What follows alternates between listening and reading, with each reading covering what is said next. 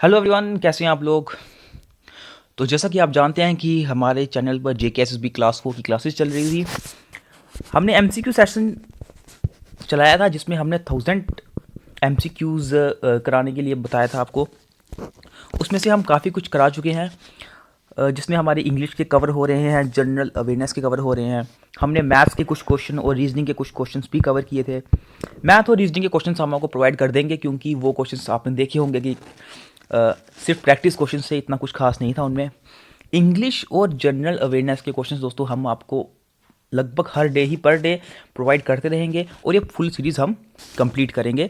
जब ये पूरी सीरीज़ हमारी कंप्लीट हो जाएगी, आपको हम हमारे जो टेलीग्राम चैनल है उस पर हम ये पूरी PDF अपलोड कर देंगे।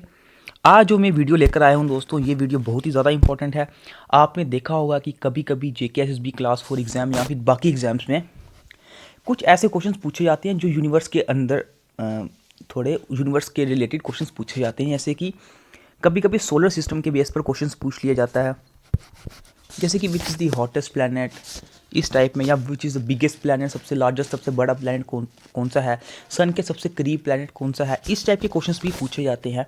ये क्वेश्चंस आपको दो तरीके में हेल्प करेंगे। एक तो आपके स्टैटिक जीके में, दूसरा एनालॉजी में भी दोस्तों आपने देखा होगा ये क्वेश्चंस पूछे जाते थे, जहाँ पर ये पूछा जाता था कि अगर सन एक स्टार है तो अर्थ क्या है, या फिर अर्थ एक अगर प्लैनेट है तो फिर मून क्या है। इस टाइप के क्वेश्चन तो आपको दो टाइप में हेल्प करेंगे। इतना कुछ बड़ा टॉपिक नहीं है, ये नॉर्मल है। तो इस टॉपिक को लेकिन कवर करना ज़रूरी है। तो फिर आइए अब हम इस टॉपिक को शुरू करते हैं। सबसे पहला ये टॉपिक है क्या, ये है स्टडी ऑफ यूनिवर्स। यानी कि हमें पूरा यूनिवर्स नहीं पढ़ना है, हमें सिर्फ जो हमारे सिलेबस में जो आ सकता है कि अपने सोलर सिस्टम के बारे में हमें पता होना चाहिए। इसके साथ साथ एक दो चीज़ और पढ़ेंगे जिसके क्वेश्चंस हमें साइंस के रिलेटेड पूछे जा सकते हैं। जनरल साइंस में इसके क्वेश्चंस आ सकते हैं, जो स्टैटिक जीके का पार्ट है। ठीक है, तो आइए अब हम इसको पढ़ते हैं थोड़ा। सबसे पहला क्वेश्चन ही दोस्तों क्या पूछा जाता है कि स्टडी ऑफ यूनिवर्स को क्या बोला जाता है। स्टडी ऑफ यूनिवर्स को कॉस्मोलॉजी बोला जाता है। आप ये नाम याद रखिए, बिल्कुल मन में डाल दीजिए इस नाम को कि स्टडी ऑफ यूनिवर्स को कॉस्मोलॉजी बोला जाता है। अब यूनिवर्स होता क्या है। यूनिवर्स दोस्तों, एक यूनिवर्स क्या चीज़ होती है जिसमें number of galaxies, billions of galaxies, बहुत सारी गैलेक्सीज होती हैं एक यूनिवर्स में। बिलियंस मतलब कि कोई गिन भी नहीं सकता, उसको बोलते हैं कि यूनिवर्स क्या होता है, बिलियंस ऑफ गैलेक्सीज। अब एक गैलेक्सी क्या होती है, गैलेक्सी वो होती है जिसपे नंबर ऑफ या बिलियंस ऑफ सोलर सिस्टम्स होते हैं, और इन्हीं बहुत सारे सोलर सिस्टम्स में हमारा एक सोलर सिस्टम है। ठीक है, हमारा एक सोलर सिस्टम इन्हीं इसी गैलेक्सी के अंडर जो बहुत सारे सोलर सिस्टम्स हैं उन्हीं में एक सोलर सिस्टम हमारा है। तो जो हम अब डिस्टेंस मेज़र करते हैं ना स्पेस पे, कि अगर हम बात करें अर्थ से सन का डिस्टेंस कितना है या अर्थ से मून का डिस्टेंस कितना है, ये डिस्टेंस दोस्तों किलोमीटर में मेज़र नहीं होता, क्योंकि ये डिस्टेंस बहुत ही ज़्यादा होता है। तो ये डिस्टेंस हम लाइट ईयर्स में मेज़र करते हैं। लाइट ईयर, ये भी याद रखिएगा कि distance in the space is measured in light years. Light years होता क्या है कि कितना डिस्टेंस ट्रैवल किया लाइट ने एक साल में। ठीक है, मुझे उम्मीद है आपको ये वाला पैरा समझ आया होगा। इसमें सिर्फ दो बातें आपको याद रखने की ज़रूरत है कि स्टडी ऑफ यूनिवर्स को कॉस्मोलॉजी बोला जाता है, और जो डिस्टेंस मेज़र किया जाता है यूनिवर्स में या स्पेस में वो लाइट ईयर्स में होता है। अब बात आती है कि हमारा सोलर सिस्टम किस गैलेक्सी में है। मैंने आपको बताया है कि हमारा जो सोलर सिस्टम है, हमारी जो गैलेक्सी है, उस पर बहुत सारे सोलर सिस्टम्स हैं, उन्हीं में से हम एक हैं, हमारा एक सोलर सिस्टम है। ठीक है, लेकिन जो हमारा सोलर सिस्टम है वो किस गैलेक्सी में आता है, तो हमारी गैलेक्सी का नाम है मिल्की वे गैलेक्सी। काफ़ी लोगों को ये पता होगा, इसको आकाश गंगा भी बोलते हैं। ठीक है, आकाश गंगा भी इसको हम बोलते हैं। हमारी गैलेक्सी के साथ जो बिल्कुल नेबरिंग गैलेक्सी है, जो हम बोलते हैं सबसे पास वाली गैलेक्सी जो हमारी गैलेक्सी के पास है, वो है एंड्रोमेडा। एंड्रोमेडा ये कितना दूर है, 2.5 मिलियन लाइट ईयर्स। ठीक है, मुझे उम्मीद है आपको ये बात समझ आई होगी। आपको याद क्या रखना है, इसमें बता देता हूँ आपको याद क्या रखना है। मिल्की वे हमारी गैलेक्सी का नाम, या आकाश गंगा भी बोला जाता है, और हमारी गैलेक्सी की जो नेबरिंग गैलेक्सी कौन सी है वो है एंड्रोमेडा। ठीक है, मुझे उम्मीद है आपको ये वाली बात अभी दो पहरे समझ आ गए होंगे। अब हम अपने सोलर सिस्टम को देखते हैं। देखिए हमारा सोलर सिस्टम में है क्या क्या। हमारे सोलर सिस्टम में एक सूरज है जिसको हम बोलते हैं स्टार, और बाकी प्लैनेट्स हैं, ठीक है। और ये टोटल प्लैनेट्स कितने हैं, 8 प्लैनेट्स हैं। सैटेलाइट्स हैं, सैटेलाइट्स जैसे कि मून हो गया, ठीक है, मून, और कुछ आर्टिफिशियल है, कुछ नेचुरल हैं, और कुछ स्मॉल हेवनली बॉडीज़ हैं, जैसे कि अगर मैं बात करूं, कभी कभी कॉमेट बाहर से आ जाता है, या फिर काइपर बेल्ट में जितने भी मीटियोर्स हैं वो सब, ठीक है। मुझे उम्मीद है आपको ये बात पता चली होगी। एक बार हम ये पूरा मैप देख लेते हैं। ये है हमारा सोलर सिस्टम दोस्तों। काफ़ी लोगों को ये वाला पूरा सोलर सिस्टम पता होगा, कई लोगों को नहीं पता होगा। सबसे इम्पॉर्टेंट इसमें क्या है, हमें क्वेश्चंस कैसे पूछे जाते हैं कि सबसे लार्जेस्ट प्लैनेट कौन सा है, सबसे हॉटेस्ट प्लैनेट कौन सा है, या फिर इस प्लैनेट के करीब कौन सा प्लैनेट है, या फिर इनर प्लैनेट्स कौन से होते हैं, आउटर प्लैनेट्स कौन से होते हैं, ठीक है। देखिए, सबसे पहले आपको याद रखना है कि सबसे पहले स्टार आता है जो है सन, जो सबसे बीच में आता है वो होता है हमारा स्टार सन। सन के जो सबसे करीब प्लैनेट है वो है मरकरी, ठीक है। सन का सबसे करीब प्लैनेट है मरकरी। उसके बाद वीनस, फिर आती है हमारी अर्थ, और फिर आता है मार्स, ठीक है। मार्स के बाद आपको दिखती है एक एस्ट्रॉयड बेल्ट होती है दोस्तों ये, ठीक है, जिसमें जो है नंबर ऑफ एस्ट्रॉयड्स होते हैं, ठीक है। एक एस्ट्रॉयड्स की पूरी एक बेल्ट टाइप होती है, ये दिखती है। उसके बाद आता है यूपिटर। यूपिटर सबसे बड़ा प्लैनेट है। यूपिटर के बाद सैटर्न, यूरेनस, नेपच्यून। पहले प्लूटो को भी प्लैनेट बोला जाता था, लेकिन अब प्लूटो प्लैनेट नहीं है। ये तो काफ़ी टाइम हो गया इसको, कि जब से इसको प्लैनेट की लिस्ट से निकाल दिया था। और प्लूटो के बाद प्लूटो आखिर है किस एरिया में, प्लूटो एक्चुअली काइपर बेल्ट, जो काइपर बेल्ट ऑब्जेक्ट्स होते हैं उस एरिया में प्लूटो आता है। अब बात आती है हम ये प्लैनेट याद कैसे करें, क्या होनी चाहिए। तो दोस्तों मैंने नीचे ट्रिक भी लिखी हुई है, ये है वो ट्रिक। ये ट्रिक अगर आप एक बार याद कर लो, आपको नंबर ऑफ प्लैनेट्स कितने हैं या फिर प्लैनेट्स की लिस्ट आपको कभी भी नहीं भूलेंगे, ठीक है। देखिए, my very educated mother just showed us 9। My very educated mother just showed us 9। My very educated mother, देखो, एम से मरकरी, वी से वीनस, ई से अर्थ, एम फॉर मार्स। ये बीच में जो मैंने एरिया ड्रॉ किया है ना दोस्तों, ये ब्रैकेट में, ये शो करता है एस्ट्रॉइड्स, एस्ट्रॉइड बेल्ट, ठीक है। इसके बाद जे से जुपिटर, एस से सैटर्न, यू से यूरेनस और एन से नेपच्यून, ठीक है। बिल्कुल इसी टाइप में हमारी जो है नंबर ऑफ प्लैनेट्स चलते हैं 1 बाय 1, ठीक है। My very educated mother just showed us 9। पहले 9 क्या के प्लैनेट्स भी होता था, लेकिन अब प्लूटो लिस्ट से निकल चुका है, इसलिए अब हम सिर्फ 9 तक ही लिस्ट, ये जो ट्रिक है याद करेंगे, ठीक है। अब आता है सबसे ज़्यादा इंपॉर्टेंट पार्ट, जब हम जो इंपॉर्टेंट थिंग्स पढ़ेंगे। सबसे पहले हम पढ़ते हैं सन के बारे में। तो देखिए, सन जो है, सन अर्थ से लगभग 13 लाख टाइम्स बड़ा है, 13 लाख टाइम्स बड़ा है, और इसका डायमीटर है 14 लाख किलोमीटर, ठीक है।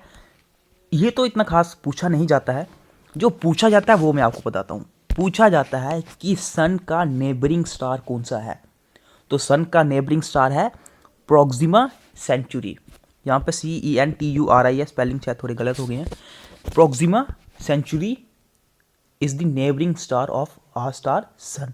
सन का जो सबसे नेबरिंग स्टार है, सबसे क्लोजेस्ट स्टार है, वो है प्रोक्सिमा सेंचुरी। ये नाम दोस्तों बहुत ही ज़्यादा इंपॉर्टेंट है, ये इसके चांसेस हैं आने के, क्योंकि पूछा जाता है, बहुत से एग्जाम में पूछा जाता है ये कि सन का सबसे क्लोजेस्ट स्टार कौन सा है, वो है प्रोक्सिमा सेंचुरी। अब बात करते हैं हमारे सबसे पहले प्लैनेट के बारे में, मरकरी।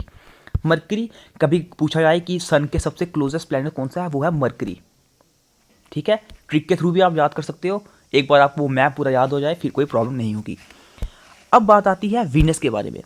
दोस्तों कभी कभी बहुत से लोग ये गलती कर देते हैं कि वो क्या करते हैं, क्वेश्चन में पूछा जाता है कि सबसे हॉटेस्ट प्लैनेट कौन सा है, और लोग सोचते हैं कि मरकरी सबसे पास है तो मरकरी सन के सबसे पास है तो मरकरी ही सबसे हॉटेस्ट होगा, लेकिन ऐसा नहीं है। सबसे हॉटेस्ट आता है हमारा second planet Venus. Venus is the hottest planet. इसके पीछे जो मतलब मैं आपको बताऊं क्या होता है कि अब मरकरी जो है वो सूरज के बहुत ही पास होता है। तो मरकरी इतना पास होता है सूरज के कि ना वहाँ पर कोई लिक्विड ना गैस, वहाँ पर कुछ भी नहीं होता है, कुछ भी नहीं। There is nothing stable at that planet, ठीक है। अब जब वीनस की बात करता हूँ, वीनस अर्थ से सन से थोड़ा सा दूर पे आता है। होता क्या है, लिक्विड तो भाप बन जाता है, सारा लिक्विड तो उड़ जाता है, लेकिन जो गैस की लेयर ऊपर बन जाती है ना वीनस के, वो क्या करती है, जब सन की तरफ से गर्मी या रेज आती हैं, वो उन रेज को एब्जॉर्ब कर देता है। और अब जब एब्जॉर्ब हो जाती हैं वीनस में, जब वो रेज बाहर निकलने की कोशिश करती हैं, रिफ्लेक्ट होकर बाहर निकलने की कोशिश करती हैं, वो नहीं निकल पाती, क्योंकि ऊपर एक बहुत ही घनी गैस की लेयर होती है, तो वो गर्मी इस प्लैनेट के अंदर ही रुक जाती है। इसलिए ही सबसे ज़्यादा जो इंपॉर्टेंट पॉइंट मैं आपको बताने जा रहा हूँ कि Venus is the hottest planet. Venus सबसे ज़्यादा हॉटेस्ट प्लैनेट है। क्लास 4 एग्जाम के लिए आपको जो मैंने ये किया है, हाईलाइट किया है, यही आपको याद करने की ज़रूरत है, बाकी कुछ इतना खास नहीं है। इसको ये अर्थ का ट्विन प्लैनेट भी बोला जाता है, क्योंकि कहा जाता है कि कभी शायद पॉसिबल होगा कि वीनस पे भी लाइफ थी, क्योंकि अर्थ की तरह ही है। क्योंकि इस पर अगर आप डिस्कवरी वगैरह देखते हो तो आपको पता चलेगा कि वहाँ पर बात की जाती थी कि वीनस भी कभी अर्थ की तरह ही था, अभी जाकर वीनस की हालत ऐसी हुई है। Also known as morning star and evening star, morning star और इवनिंग स्टार भी बोला जाता है। अब आती है बात अर्थ की। अर्थ को जैसा आप जानते हैं वाटर प्लैनेट या ब्लू प्लैनेट भी बोला जाता है, the only planet which is having life. ठीक, इट हैज़ नेचुरल सैटेलाइट। आपको पता है इसकी नेचुरल सैटेलाइट कौन सी है? मून। ठीक है, मून एक सैटेलाइट है, कोई प्लैनेट नहीं है, मून एक सैटेलाइट है। इसकी नेचुरल सैटेलाइट मून है, और इसका अगर मैं मून के हाईएस्ट पॉइंट की बात करूं तो वो है माउंट लेबनिट्स। ठीक है, माउंट लेबनिट्स ये हाईएस्ट पॉइंट है मून पर, हाईएस्ट पीक या बोलूँ या पॉइंट बोलूँ मून पर। ठीक है, जो कितनी हाइट पर है? 35,000 फीट की हाइट पर है। अब आपको याद क्या रखना है इसमें? आपको याद होना चाहिए कि जो फर्स्ट आर्टिफिशियल सैटेलाइट का नाम क्या था? स्पुतनिक। और ये किसने भेजी थी? रशिया के। ठीक है, रशिया के द्वारा सबसे पहली सैटेलाइट मून पर भेजी गई। सबसे पहली सैटेलाइट जो है वो अर्थ की थी, आर्टिफिशियल सैटेलाइट, वो रशिया के द्वारा भेजी गई थी, वो थी स्पुतनिक। और इंडिया के द्वारा कौन सी थी? वो थी आर्यभट्ट। ठीक है, ये था अर्थ के बारे में। इसके बाद आता है मार्स। जैसा कि आपको पता है मार्स बिल्कुल डेड प्लैनेट बोला जाता है मार्स को। क्यों बोला जाता है? क्योंकि उसमें आयरन ऑक्साइड होता है। अब बात करते हैं यूपिटर की। सबसे पहले मार्स के बाद क्या है? मार्स के बाद एस्ट्रॉइड, पूरी एस्ट्रॉइड बेल्ट है एक, जहाँ पे सिर्फ और सिर्फ एस्ट्रॉइड्स है। मैं आपको ऊपर दिखा लेता हूँ, ये देखिए, ये आई पूरी एस्ट्रॉइड बेल्ट। ठीक है, अब होता क्या है, ये जो अंदर प्लैनेट होते हैं इनको बोलते हैं हम इनर प्लैनेट, और जो बाहर ये 4 प्लैनेट्स आते हैं इनको बोलते हैं हम आउटर प्लैनेट्स। ठीक है, अब कभी के पेपर में पूछा जाए which of these are the inner planets, तो ऑप्शन में आप जिसको अगर यूपिटर कभी दे दिया जाए तो यूपिटर इनर प्लैनेट में नहीं आता है। मैंने आपको बता दिया इनर कौन से होते हैं और आउटर कौन से होते हैं।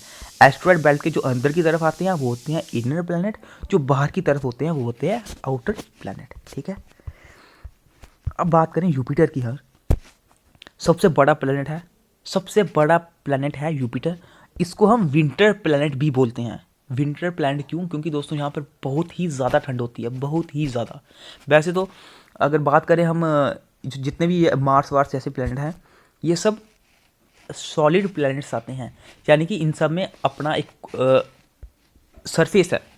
एक बात करूँ, सरफेस है, क्रस्ट है। लेकिन जो ये यूपिटर और सैटर्न आते हैं दोस्तों, ये पूरे गैस प्लैनेट्स हैं।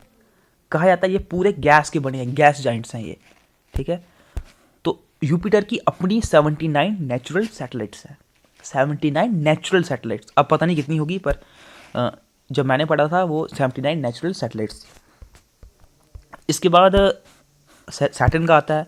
सैटर्न भी सेम यूपिटर की तरह ही है। सैटर्न के देखा, जैसे अभी ऊपर डायग्राम में देखा होगा, सैटर्न के आसपास जो है वो रिंग्स बनी होती हैं। एक रिंग है सैटर्न के आसपास, और वो रिंग किसकी बनी होती है? वो बनी होती है आइस एंड डस्ट पार्टिकल की। सबसे ज़्यादा इंपॉर्टेंट क्या है इसमें? जो टाइटन है, टाइटन जो है वो सैटर्न की सबसे बड़ी सैटेलाइट है। ठीक, नेक्स्ट है यूरेनस। यूरेनस ग्रीनिश प्लैनेट है मीथेन के कारण, और नेपच्यून में भी मीथेन की रिंग्स हैं। इसको हम ट्विन ऑफ यूरेनस भी बोलते हैं। ठीक है, तो लास्ट में मैंने एक इंपॉर्टेंट लाइन, ये थोड़ी ऐसे नॉर्मल लाइन लिखी थी कि जो कलेक्शन है स्टार्स और प्लैनेट की, उसको हम बोलते हैं सोलर सिस्टम। ठीक है, स्टार और प्लैनेट की कलेक्शन को हम बोलते हैं सोलर सिस्टम। ये था दोस्तों हमारे पूरा सोलर सिस्टम का जो इम्पोर्टेंट, जिसके थ्रू क्वेश्चन पूछे जा सकते हैं। बेशक ये थोड़ा छोटा टॉपिक था, लेकिन पढ़ना बहुत ही ज़्यादा इम्पोर्टेंट है, क्योंकि इसमें क्वेश्चन पूछे जाते हैं और शायद हमें चांसेस है कि इस बार भी पूछे जाए, क्योंकि ये एक जनरल साइंस के स्टैटिक जीके पोर्शन में आता है। स्टैटिक जीके पोर्शन के जनरल साइंस में आता है, ठीक है। जनरल साइंस का ही एक पार्ट है ये, तो आपको पता होना चाहिए। तो ये थी हमारी आज की वीडियो। और जैसा कि आप जानते हैं हमारे 1000 MCQ सीरीज़ भी चल रही है।